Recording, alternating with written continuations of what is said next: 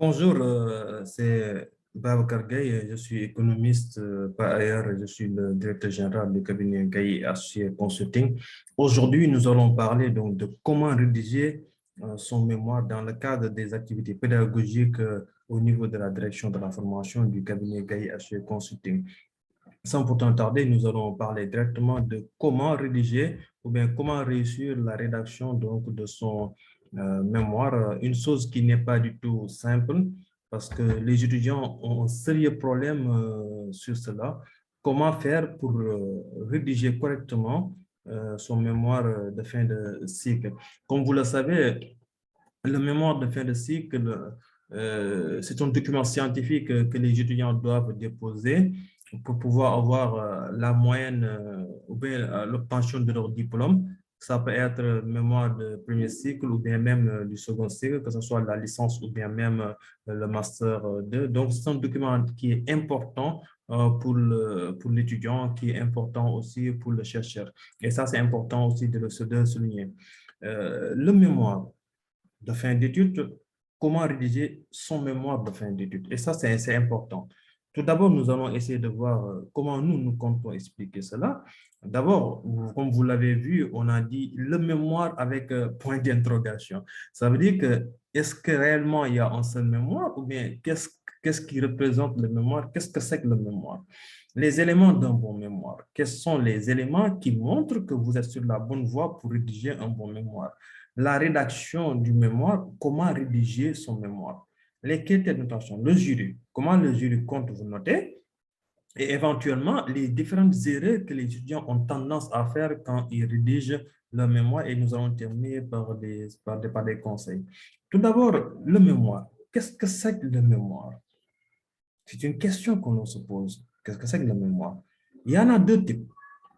Nous avons le mémoire professionnel et le mémoire de recherche. Le mémoire professionnel, on le voit souvent au niveau des écoles de commerce ou bien on les appelle même des universités privées.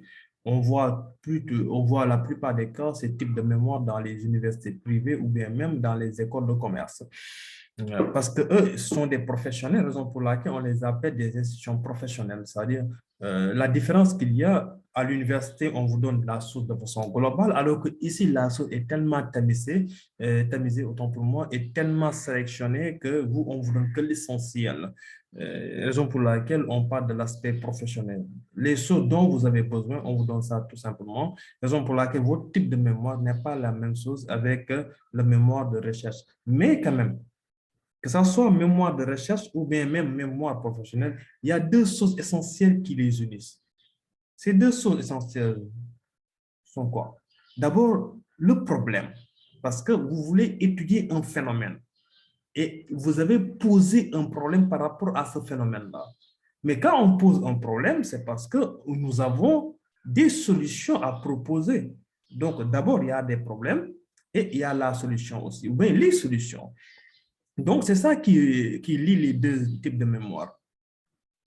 Autant que ces deux sont différents, mais quand même, ils ont ces points communs qui sont le problème et la solution. Donc, sachez que quand on veut écrire un mémoire, c'est parce qu'il y a un problème qui est là et on veut apporter des solutions par rapport à ce problème. Le choix du sujet, c'est important parce que les étudiants ont du mal à choisir un sujet. Parfois, les étudiants vous appellent pour vous dire que je vais travailler sur telle thématique, alors que c'est un problème de données qui va s'opérer, ou bien même que le sujet n'est pas en collaboration avec ce qu'ils sont en train de faire actuellement. Alors que le conseil qu'on peut donner aux étudiants, c'est de choisir un sujet de mémoire qui est en relation avec la carrière que vous souhaitez. C'est-à-dire, si vous voulez devenir banquier, donc travaillez sur les thématiques qui sont un peu liées donc à la banque. Si vous voulez être comptable, travaillez sur des thématiques qui sont un peu liées donc à l'aspect comptable. Si vous voulez être un assureur, donc travaillez sur des thématiques qui sont liées à l'assurance, ainsi de suite, ainsi de suite. Si vous voulez être un logisticien, travaillez sur des thématiques qui sont en lien, qui sont en relation avec le transport logistique, etc., etc. Donc, raison pour laquelle on dit que le conseil qu'on peut donner à ces étudiants-là, c'est de choisir un sujet qui est en relation avec la carrière que vous souhaitez. ça sera un plus dans votre CV parce que sur votre CV, autant pour moi, parce qu'aujourd'hui, si vous travaillez sur des questions internationales donc, et que vous voulez travailler en international, ça peut faciliter carrément donc, le poste que vous souhaitez avoir. Donc, c'est important de voir un sujet qui est en cohérence avec ce que vous voulez faire dans l'avenir. Les éléments d'un bon mémoire, donc, ils sont au nombre de trois. D'abord, le sujet. Comme je l'ai dit tantôt, il faudrait bien choisir son sujet. Donc, et le sujet aussi, quand on le choisit d'abord, et il faut bien positionner le problème. Euh, Ça fait maintenant des années que j'assiste à des soutenances comme président du jury, mais le constat est que les étudiants ont du mal à positionner le problème, c'est-à-dire ce qu'on appelle la problématique. Et si la problématique n'est pas bien posée, cela veut dire que vous ne pouvez pas avoir un très bon document. Ça, c'est impossible. Deuxièmement, les réponses. Parce que quand vous avez choisi votre sujet et que vous avez des problèmes qui ont été posés, on attend des réponses par rapport à ces problèmes-là. Donc, les solutions sont des choses qui sont tellement importantes pour avoir un très bon mémoire. Et éventuellement, les outils. Les outils, vous me donnez l'occasion de préciser quelque chose. Il y a ce qu'on appelle une articulation quand vous rédigez donc votre mémoire, parce qu'il y a la question centrale qui est scindée donc en questions spécifiques et qui nous permet de mieux comprendre la question centrale. Il y a aussi les objectifs de recherche, parce que quand on parle d'objectifs de recherche, on pense directement donc à ce que nous voulons chercher réellement. C'est ça, qu'est-ce que nous cherchons réellement? C'est ça les objectifs en fait. Parce qu'il y a la problématique, la question centrale, les questions spécifiques, il y a l'objectif central et les objectifs spécifiques. Autant de questions, autant d'objectifs et autant d'hypothèses. Les hypothèses sont des réponses possibles. C'est-à-dire, vous avez posé quelque chose, mais en bon expert que vous êtes, vous dites que voici les réponses susceptibles que moi je vais avancer. Maintenant, est-ce que ces réponses vont être vraies, ce qu'on appelle une confirmation? Est-ce que ces réponses seront fausses, ce qu'on appelle une infirmation donc, de nos réponses? Donc, on dit les hypothèses vont être confirmées ou infirmées à l'issue donc des résultats que nous allons obtenir.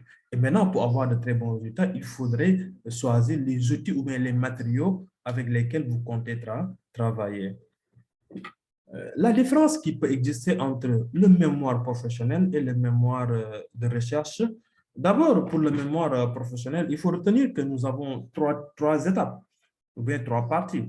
D'abord, l'état des lieux autour de votre sujet. Ça, c'est la partie théorique, parce que quand on parle d'état des lieux, c'est juste essayer de voir comment moi je vais essayer d'entourer mon sujet avec les éléments théoriques. Est-ce que les gens ont déjà écrit sur la question? Quels sont les différents articles qui sont liés à cela, etc., etc. Donc, vous faites l'état des lieux autour de votre sujet. Autre élément, la deuxième partie, c'est une confrontation entre les apports théoriques et les réalités du terrain. C'est-à-dire, vous avez parlé de façon théorique, mais est-ce que la théorie va concorder avec les réalités sur le terrain? Donc, vous avez émis certainement des hypothèses. Donc, ces hypothèses vont être vérifiées au niveau de ces apports-là, au niveau de cette réalité sur le terrain.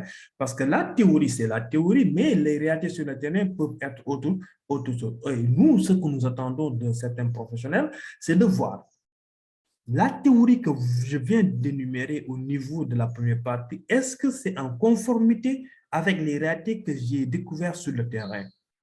C'est ça un peu l'idée. Et enfin, en troisième partie, les solutions.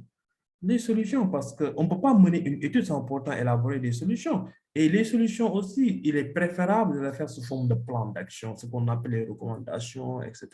Donc, plan d'action, c'est de voir, voici que nous comptons proposer des sources de solutions pour permettre à l'entreprise en question ou bien à l'autorité de mener à bien donc, nos recommandations et éventuellement les résultats éventuels.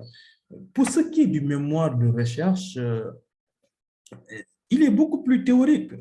Il est beaucoup plus théorique parce qu'en termes de recherche, il y a tellement de théories donc, qu'il faudrait. Donc, à l'université, c'est de la pure théorie. Hein.